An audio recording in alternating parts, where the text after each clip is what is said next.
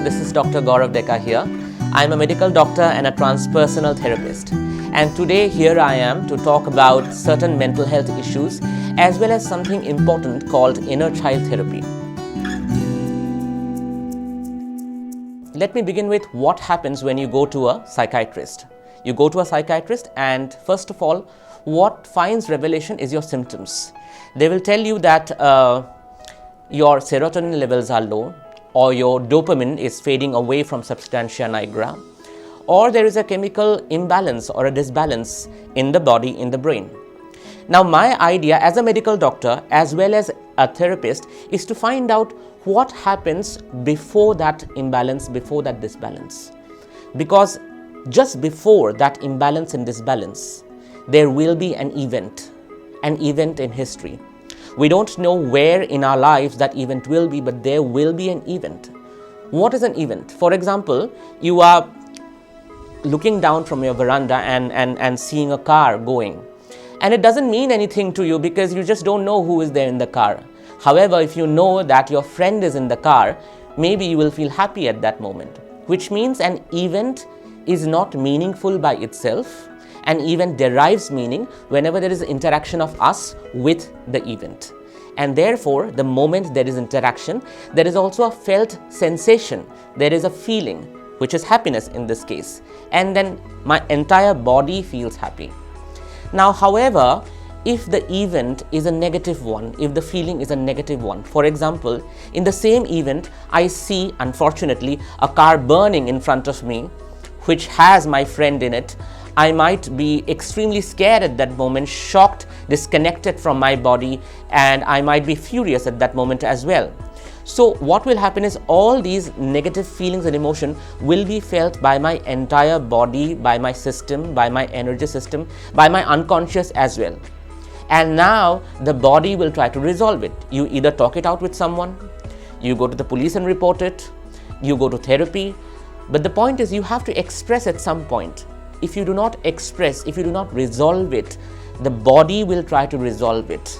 And when the body tries to resolve it through its own means, through its biology and through its physiology, then that particular feeling, that particular conflict in the body becomes a disease. So disease is not actually something that is out there to destroy us.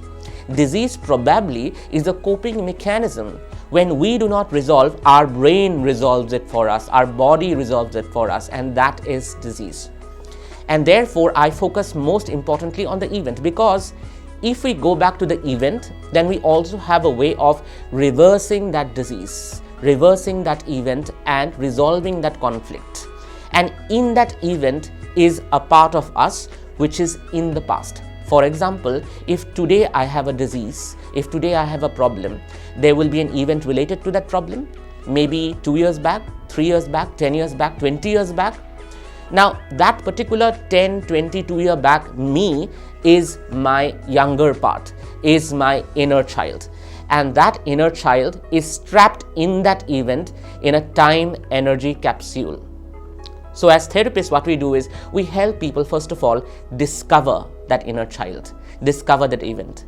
And then we make them go through the event. I understand going through it might be re-traumatizing, but it is important to go through it because only then the person will be able to understand that, oh, it's over, it's done. My brain registers the fact that it was 20 years back, it no longer is available to me. My body does not need to go through it again and again and again in the form of post-traumatic stress. And therefore, when we go through it, we realize that, okay, it's over now. The adult self can acknowledge the younger self and tell the younger self that I am there with you. It's over. It's done. We can heal this part of us and we can move through it and we can integrate that healed part of us within us. That is exactly what we call as inner child therapy. There are many ways of doing inner child therapy. Things like transactional analysis, things like Gestalt therapy. These are new names, I know, but at the same point of time, the way I use it is by regression, which is by going back in time and discovering that part of us, healing that part of us, bringing out the necessary catharsis, as in the necessary release, and then integrating that part of us. That is my job as a transpersonal regression therapist.